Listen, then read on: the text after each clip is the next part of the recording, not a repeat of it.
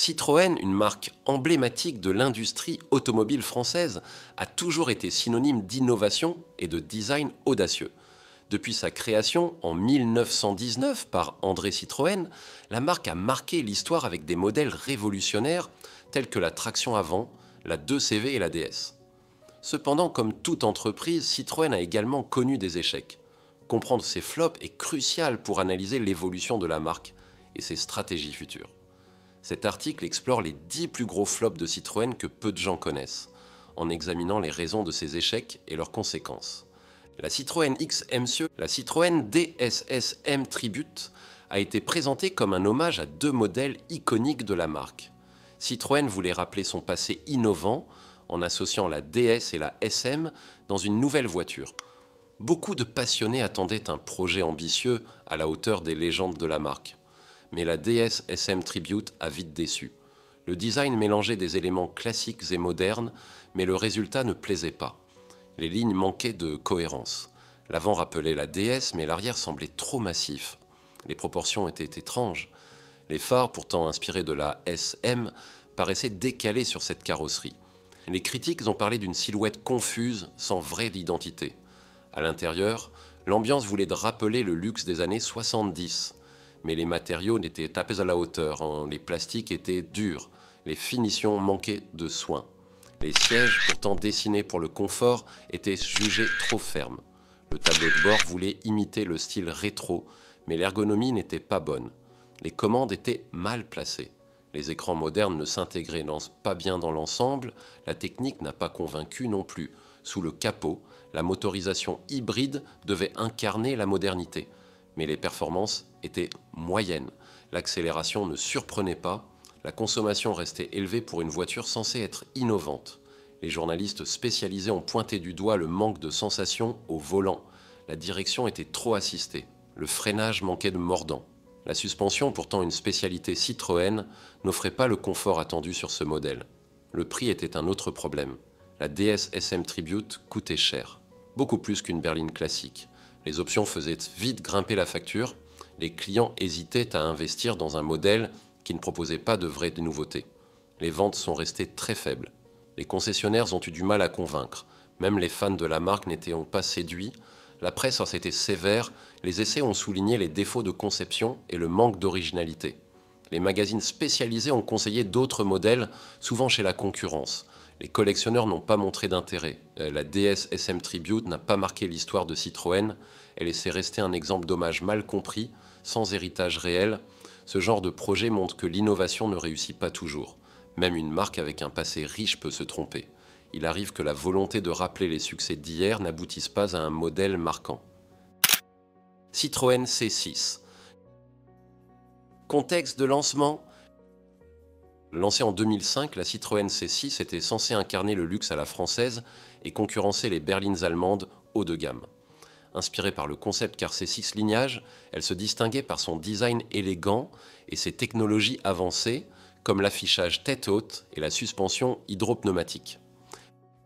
Raison de l'échec, malgré ses atouts, la C6 n'a jamais réussi à s'imposer sur le marché.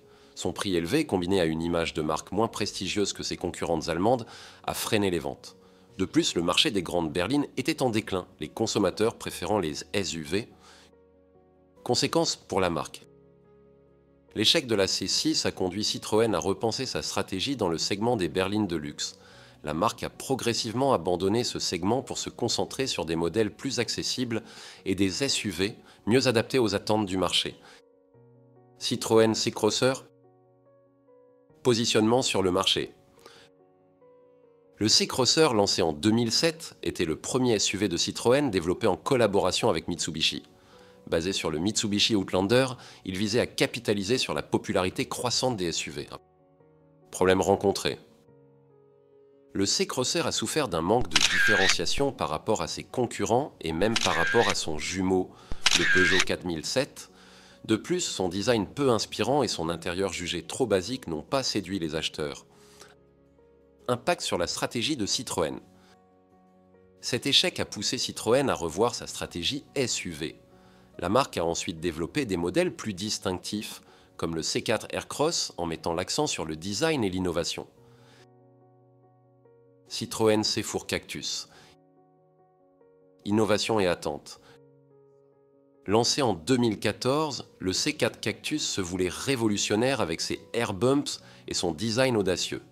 Citroën espérait séduire une clientèle jeune et urbaine avec ce modèle innovant.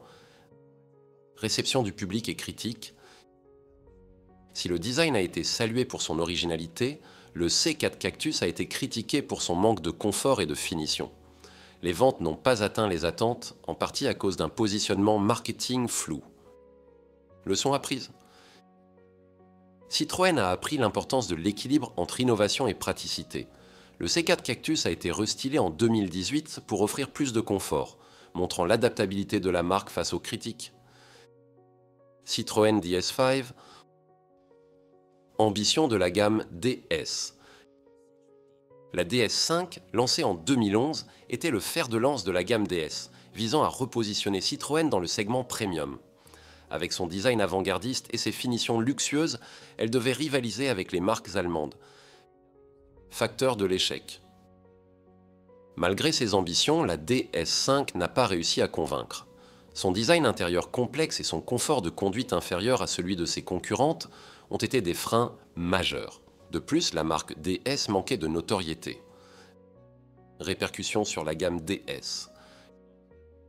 L'échec de la DS5 a conduit à une réévaluation de la stratégie DS. Citroën a décidé de séparer la gamme DS en une marque distincte, avec un focus sur le marché chinois et une identité plus claire. Citroën C0. Contexte du marché des voitures électriques. La C0, lancée en 2010, était l'une des premières voitures électriques de Citroën, développée en partenariat avec Mitsubishi. Elle visait à répondre à la demande croissante pour des véhicules écologiques, défis techniques et commerciaux. La C0 a souffert d'une autonomie limitée et d'un prix élevé, deux facteurs dissuasifs pour les consommateurs. De plus, le marché des voitures électriques était encore naissant avec une infrastructure de recharge insuffisante. Évolution de la stratégie électrique de Citroën. L'échec de la C0 a poussé Citroën à revoir sa stratégie électrique. La marque a investi dans le développement de modèles plus performants et abordables, comme la nouvelle C4 électrique. Citroën et Méhari. Concept et design. Le Méhari, lancé en 2016, était une réinterprétation moderne de la Méhari des années 60.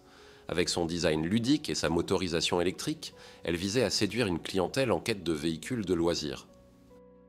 Réception du marché. Malgré son concept attrayant, le Méhari n'a pas trouvé son public. Son prix élevé, son autonomie limitée et son positionnement de niche ont freiné les ventes. Conséquences pour les futurs modèles. L'échec de l'E-Méhari a montré à Citroën l'importance de l'adéquation entre produit et marché. La marque a depuis recentré ses efforts sur des modèles plus polyvalents et grand public. Citroën C Élysée. Marché ciblé. La C Élysée, lancée en 2012, était destinée principalement au marché émergent, avec un focus sur la Chine et l'Amérique latine. Elle visait à offrir une berline abordable et robuste. Problème de vente. Malgré un bon accueil initial, les ventes de la C Élysée ont rapidement décliné.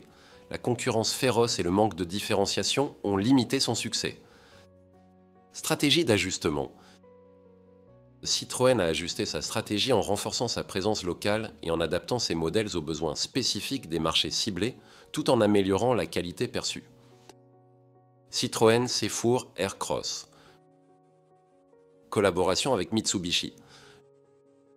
Le C4 Aircross, lancé en 2012, était un SUV compact développé en collaboration avec Mitsubishi, basé sur l'ASX. Il visait à capitaliser sur la popularité croissante des SUV compacts.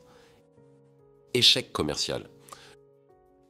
Le C4 Aircross n'a pas réussi à s'imposer sur le marché. Son design peu distinctif et son manque d'innovation par rapport à ses concurrents ont limité son attrait. Impact sur les collaborations futures. Cet échec a conduit Citroën à repenser ses collaborations. La marque a depuis privilégié le développement de modèles plus distinctifs et en phase avec son identité. Citroën C5 Airscape. Concept et innovation. Le C5 Airscape présenté en 2007, était un concept car cabriolet qui devait préfigurer la nouvelle génération de la C5. Il se distinguait par son design élégant et ses technologies avancées. Réception et critique. Bien que salué pour son design, le C5 Airscape n'a jamais été produit en série. Les coûts de développement élevés et le manque de demande pour les cabriolets ont freiné sa commercialisation. Influence sur les futurs concepts. Le C5 Airscape a néanmoins influencé le design des futurs modèles Citroën, montrant l'importance de l'innovation et de l'audace dans le développement de concepts. Conclusion. Les échecs de Citroën, bien que décevants, ont été riches en enseignements. Ils ont permis à la marque de mieux comprendre les attentes du marché et d'affiner sa stratégie. En tirant parti de ces leçons, Citroën a su se réinventer et s'adapter aux évolutions du secteur automobile. L'avenir de la marque repose sur sa capacité à innover tout en restant fidèle à son identité, un défi qu'elle semble prête à relever.